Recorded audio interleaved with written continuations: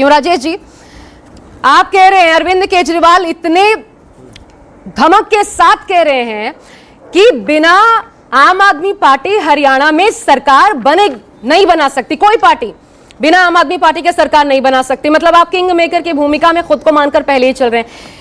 ऐसी कौन सी संजीवनी है आम आदमी पार्टी के पास? पिछली बार तो नोटा से भी कम वोट मिले थे, 5 साल में ऐसा कौन सा जादू हो गया? अच्छा, पिछली बार के हिसाब से चलेंगे तो 5 साल में तो बहुत सारी सरकारें बदल जाती हैं।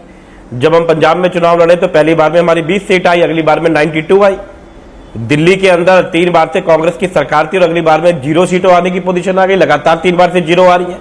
तो राजनीति में 24 घंटे में क्या होने वाला है, कभी कभी उसका पता लगाना मुश्किल होता तो आप है। जमीन पर और आप कह रहे हैं कि 5 साल नहीं। पहले एक बहुत लंबा समय है, यहाँ तो दिखे ही नहीं अरविंद केजरीवाल नहीं दिखे। आपने आशा जी, आपने कांग्रेस और बीजेपी को आधा घंटे का टाइम दिया। मैं वो आपकी मर्जी, आप दीजिए, लेकिन मुझे आधा मिनट भी नहीं दोगे तो बड़ी बेइंसाफी होगी। नहीं, आप बोलिए जी। मैं अभी आपने एक बात को सुना। पहली बात तो मैं आपको मेक श्योर कर दूं कि बीजेपी की सरकार तो कहीं से कहीं तक वहां पे आ नहीं रही है। राजस्थान में भी झूठ बोल के आए थे कि 500 को सिलेंडर दे देंगे, कितने का दे दिया। ये खुद ही बोल देते हैं बाद में कि हम तो जुमले बोलते हैं। अभी भी आपने सुन लिया कि उन्होंने कहा कि हम कोशिश करेंगे 100 में से कुछ पूरी करने की। अच्छा, वो भी जानते हैं तो आने वाली तो है नहीं। दूसरी बार अजय भाई ने कहा कि हम रिपीट करते हैं, तो दिल्ली में 3 बार सरकार हमने रिपीट करी है और दिल्ली के नगर निगम में भी हमने इनको बाहर का रास्ता दिखा दिया। आपने जो संजीवनी पूछी वो संजीवनी ये है कि पंजाब में हमारी सरकार है, दिल्ली में हमारी सरकार है, यहां पर लोगों को बिजली का, पानी का जो फायदा मिलता है, तो हरियाणा बिल्कुल बीच में है। हरियाणा के लोग सोचते हैं कि हमें वो फायदा क्यों ना मिले। अच्छे स्कूल क्या हरियाणा में नहीं बन सकते थे? क्या अच्छे हॉस्पिटल हरियाणा में नहीं बन सकते? आज आप दिल्ली के अस्पतालों में आइए, वैसे तो दिल्ली के अस्पताल सबके हैं, मना नहीं कर रहे, लेकिन उसके बावजूद आप आके देखिए दिल्ली के अस्पतालों में कितना हरियाणा का आदमी आके बेचारा अपना इलाज कराता है, क्योंकि वहां पे है ही नहीं कोई हॉस्पिटल नाम की चीज ही नहीं है। मोहल्ला क्लिनिक और पॉलीक्लिनिक की तो बात ही छोड़ दीजिए। स्कूलों के भी हालात है, नौकरी करने भी लोगों को गुड़गांव आना पड़ता है, वहां पे नौकरी नहीं दे पाए। पहलवानों की क्या हालत इन्होंने करी। आपने कहा कि महिलाओं को इन्होंने सशक्त नहीं करा। हरियाणा की महिलाएं पहले दिन से सशक्त थी। मैं हरियाणा का हूं, मैं अपनी मां अपनी दादी के बारे में बता सकता हूं। लेकिन जो ये कह रहे हैं पहलवानों को ये देते हैं, पहलवानों को जितनी राशि है गुजरात में देते हैं, लेकिन हरियाणा के साथ में सौतेला व्यवहार करते हैं, बहुत कम देते हैं, जबकि हरियाणा मेडल ला के देता है। इन्होंने कहा बेटी बचाओ, बेटी की क्या हालत ब्रजभूषण सिंह जी के केस में करी, आपने सब कुछ अच्छी तरीके से देख लिया, सारी दुनिया ने देखा है, बताने की जरूरत नहीं है। और अब ये बात पे सवाल उठाते हैं कि वो राजनीति में क्यों चली गई। यह हक भी छीनोगे आप उसका। वो आएगी और आपको हराएगी, ये उसका अधिकार है, उसको करना चाहिए। मैं तो कहता हूं उसका कर्तव्य भी है कि ऐसे लोगों को पावर से बाहर करे जो उसने हमारी बेटियों की आंखों में आंसू लेके आए। नौजवानों को क्या करा, बेरोजगार करके सबको रख दिया, किसी को कोई नौकरी नहीं देते, बस हवाई बातें करते रहते हैं।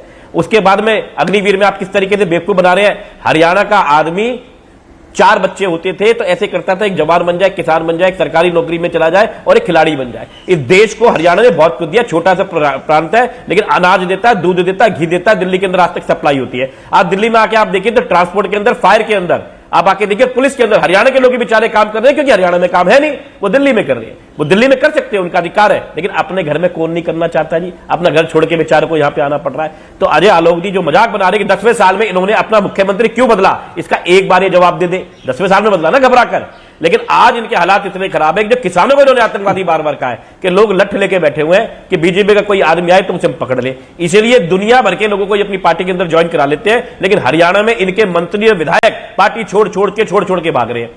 ये दूसरी पार्टी पर आरोप लगाते हैं कि वहां कोई मुख्यमंत्री क्यों बनना चाहता है, वहां 4 धड़े हैं। अनिल विज ने टीवी पे बैठ के कह दिया कि मैं मुख्यमंत्री बनना चाहता हूं, निकाल दो उसको पार्टी से।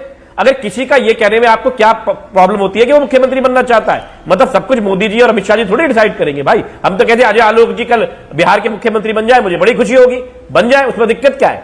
बाहर से लाके बनाने की जरूरत क्या, नीतीश कुमार को ही बनाते रहेंगे। तो ये बात बिल्कुल क्लियर है, हम अपने वादों को पूरा करते हैं। हमने दिल्ली में पूरा करा, महिलाएं लगातार, हमारी माताएं बहनें हमें जिताती है, हमारे भाई जिताते हैं। हमने पंजाब में अपने वादों को पूरा करा, हम लगातार अपना रिजल्ट दे रहे हैं, बाई इलेक्शंस में जीतते हैं, दिल्ली के नगर निगम जीत के। और हरियाणा में अरविंद केजरीवाल जी ने कहा है हमारे बिना सरकार नहीं बन सकती, बल्कि ये कोई बहुत बड़ी बात ना हो कि ज्यादा विधायक हमारे और हमें किसी का सपोर्ट मिले। फिर भी एक आखिरी बात कह रहा हूं, आखिरी बात, किसी भी हाल में बीजेपी की सरकार नहीं बन रही। ठीक है, आपने एक बड़ा बढ़िया पूरा खाका पिछले 10 सालों का बीजेपी की सरकार का सामने रख दिया।